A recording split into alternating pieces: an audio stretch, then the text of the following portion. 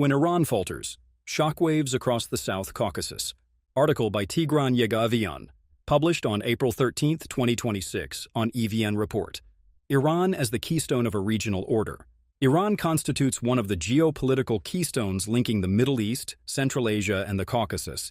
Its Caspian coastline, shared borders with Armenia and Azerbaijan, and partial control of the Strait of Hormuz, through which a vital share of global oil trade flows, make it a strategic node whose destabilization produces immediate shockwaves. The country also occupies a central position in the international north-south transport corridor, linking Russia to India via Azerbaijan and Iranian territory. For Armenia, this axis represents one of the few prospects for medium-term economic connectivity. Its paralysis, therefore, constitutes both a strategic and economic setback.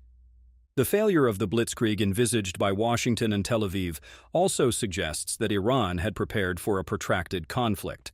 Drawing on its long experience of wars of attrition, notably the 1980 to 1988 war with Iraq, Tehran appears to have anticipated a sustained confrontation.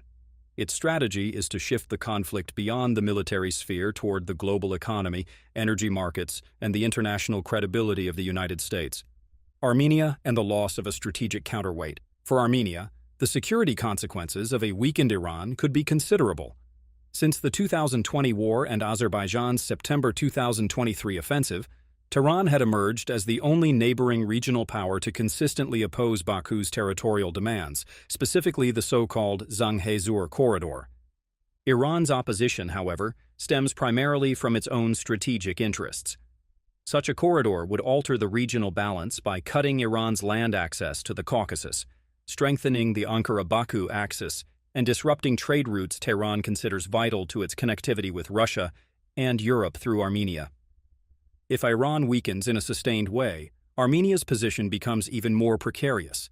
Having effectively frozen its membership in the CSTO and seen its security relationship with Russia collapse, Yerevan now lacks a credible external guarantor. While Armenia has sought to diversify partnerships, turning to France, India, and others for arms, and strengthening ties with the United States and the EU, none provide the immediate deterrent effect Iran currently offers. Iran's weakening would therefore leave Armenia facing Azerbaijani pressure with virtually no regional counterweight, at a time when Baku already occupies Armenian territory and continues to threaten further incursions into Shunik. The war increases regional volatility, though not all incidents directly threaten Armenia. While events such as the reported crash of Iranian drones in Nakhchivan primarily concern Iran-Azerbaijan relations, the broader pattern of instability and Iran's potential distraction from Caucasus affairs could indirectly embolden Azerbaijan to take a more aggressive posture toward Armenia. Iran's strategic preparation proved accurate.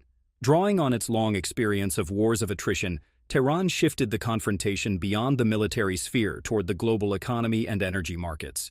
Iran responded by launching hundreds of drones and ballistic missiles at Israel and at U.S. military bases in neighboring Arab countries, and closed the Strait of Hormuz, effectively blocking commercial shipping and charging tolls exceeding $1 million per vessel for the limited passage it permits.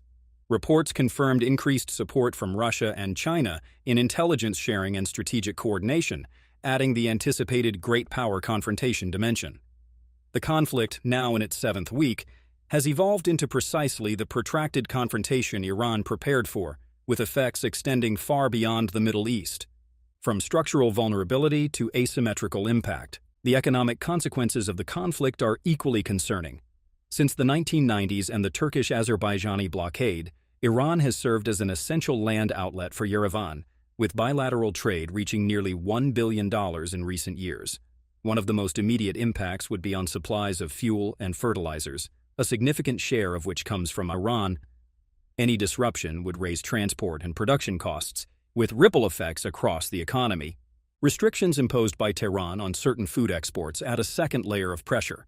In a country where purchasing power remains fragile, rising prices for basic goods could quickly translate into social tensions.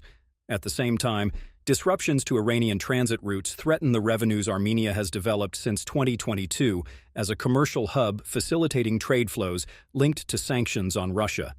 This advantage could prove short-lived if regional logistics deteriorate further. These vulnerabilities are unfolding within a broader asymmetrical dynamic. While Armenia faces mounting disruption tied to its dependence on Iran, Azerbaijan is directly benefiting from the crisis. Rising oil prices are generating billions in additional revenue for Baku, strengthening its position.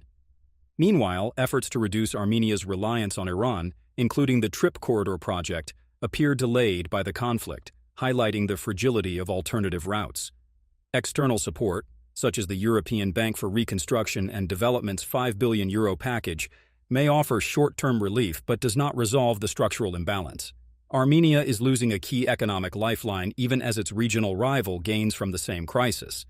Displacement risks and demographic pressures. Contrary to initial fears of a massive influx, the refugee situation remains, for now, under control. Armenian authorities confirmed that there has been no large-scale arrival of Iranian refugees or Armenians from Iran. Those crossing the Armenian-Iranian border are primarily foreign nationals, citizens of 60 countries between February 28 and April 1, using Armenia as an evacuation corridor to return home via Yerevan.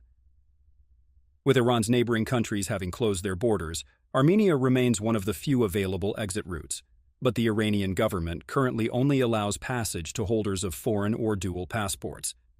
Beyond immediate humanitarian considerations, the crisis also exposes deeper structural constraints in Armenia's foreign policy.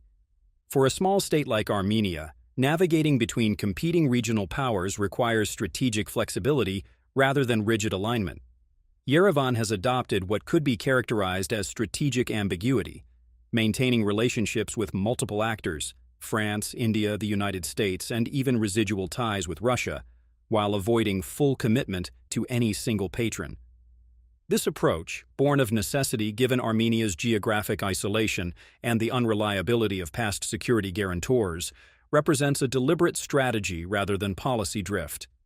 However, the effectiveness of this strategy depends heavily on the regional balance of power remaining relatively stable. An Iranian collapse or sustained weakening would eliminate one of the few counterweights to Azerbaijani pressure, forcing Armenia to navigate an even narrower path between capitulation and conflict. Turkey's complex game. Turkey's position illustrates the ambiguities of the regional system. A NATO member that maintains significant economic ties with Iran and Russia, Ankara pursues a balancing diplomacy. An Iranian collapse would benefit Turkey strategically. It would remove Tehran's opposition to Azerbaijani control over transit routes through southern Armenia, potentially allowing Ankara greater influence over connectivity between Azerbaijan and Central Asia. Turkey would also position itself as the primary energy transit hub between the Caspian and Europe if Iranian routes are disrupted. However, the situation is far from straightforward. An Iranian collapse could strengthen Iraqi Kurdistan along Turkey's border, potentially backed by U.S. and Israeli support. For Ankara, a battle-hardened, internationally backed, and possibly territorially expanded Kurdish entity in northern Iraq would constitute a strategic threat that could outweigh any gains from Iran's neutralization. This is the fundamental paradox of Turkey's strategy. The more Iran weakens, the more space opens for Kurdish emancipation, and the more the threat Turkey has sought to suppress for decades risks materializing. Iran is home to between 8 and 12 million Kurds, about 10 to 15% of its population, concentrated in the western provinces of West Azerbaijan, Kurdistan, Kermanshah, and Elam. PJAK, Party of Free Life of Kurdistan, closely affiliated with the PKK, conducts sporadic armed operations from bases in Iraqi Kurdistan. The memory of the Republic of Mahabad, 1946, the first independent Kurdish state in modern history, crushed within 11 months after the Soviet withdrawal, feeds both the hopes and the caution of Iranian Kurdish leaders. For a Kurdish autonomous zone to emerge in western Iran, several conditions would need to align simultaneously. The sine qua non is a collapse or severe weakening of the Iranian central state. This would also require substantial external support, the U.S., Israel, and potentially Gulf actors, and coordination among the various Iranian Kurdish factions, historically divided between the PJAK, the KDPI, PAK, and Kamala. It is precisely this last condition that makes the scenario most fragile. Unlike Iraqi Kurdistan, which since 1991, and especially since 2003, has had the time to build institutions, armed forces, the Peshmerga, an economy, and international alliances, Iranian Kurds have no comparable pre-state structure. Their political and ideological fragmentation is a major structural obstacle. A weakening of Iran could reinforce Turkish influence in the Caucasus and Central Asia by reducing one of its main strategic competitors. But this prospect also carries significant risks. The disappearance of a stable Iranian state could spur Kurdish autonomy, which Turkey has sought to contain for decades. A Kurdish autonomous zone in western Iran would pose a major strategic threat to Ankara. President Erdogan's mediation efforts must be understood in this context. This posture reflects less solidarity with Tehran than a desire to limit regional destabilization whose consequences could escape Ankara's control. Azerbaijan between opportunity and risk. Azerbaijan's position also appears ambivalent. A close ally of Turkey and a strategic partner of Israel, Baku is exposed to the repercussions of the conflict with Iran. Between 15 and 25 million ethnic Azeris live in Iran, in the provinces of East and West Azerbaijan, Ardabil, and surrounding areas, more than in the Republic of Azerbaijan itself, approximately 10 million inhabitants. This Greater Azerbaijan question is monitored by Tehran, even as Baku has never officially laid a claim to it, aware of the geopolitical risks such a move would entail. A weakened or fragmented Iran would open this Pandora's box.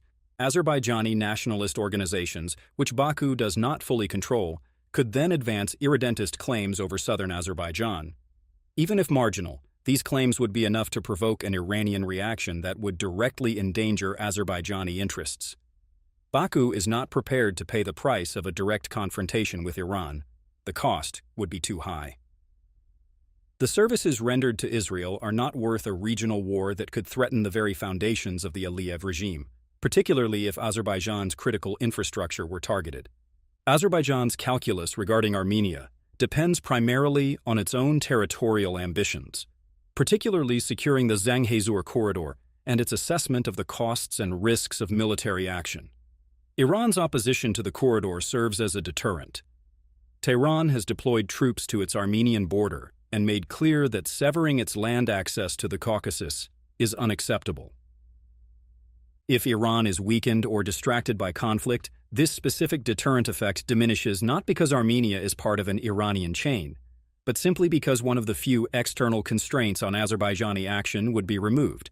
Azerbaijan's decisions regarding Armenia would then be shaped by other factors: Western diplomatic pressure, the presence of EU monitors, its own military capacity, and calculations about international response. The relationship is one of opportunity. A weakened Iran creates a more permissive environment rather than compensation, attacking Armenia to offset tensions with Iran. At the same time, Iranian suspicions that Azerbaijani territory could be used for Israeli operations deepen mistrust between the two countries.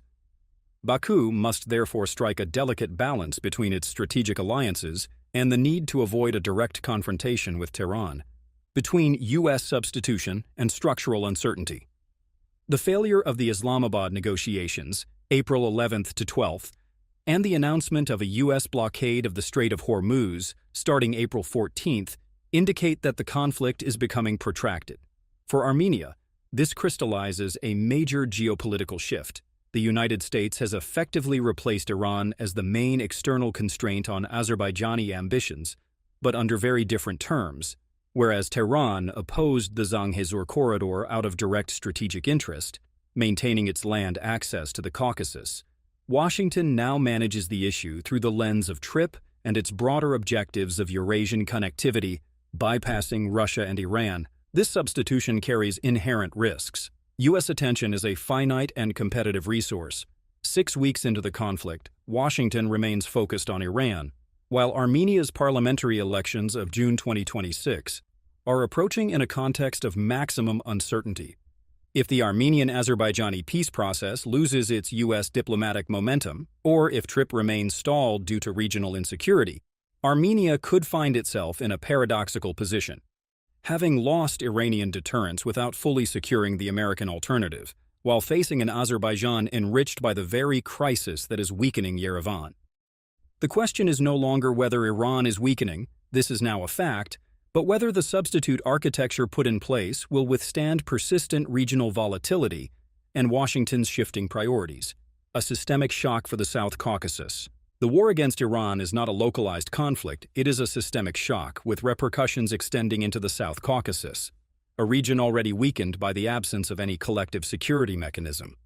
For Armenia, the consequences are multidimensional. Economic disruption deepens structural vulnerability, while the erosion of Iran's role as a regional counterweight increases security risks. In this environment, Yerevan's room for maneuver remains extremely limited. Armenia cannot shape the outcome of the conflict, nor can it fully choose a side. Its priority remains preserving internal stability, protecting its population, and strengthening international partnerships. In the South Caucasus, history is rarely made with the consent of those who bear its consequences.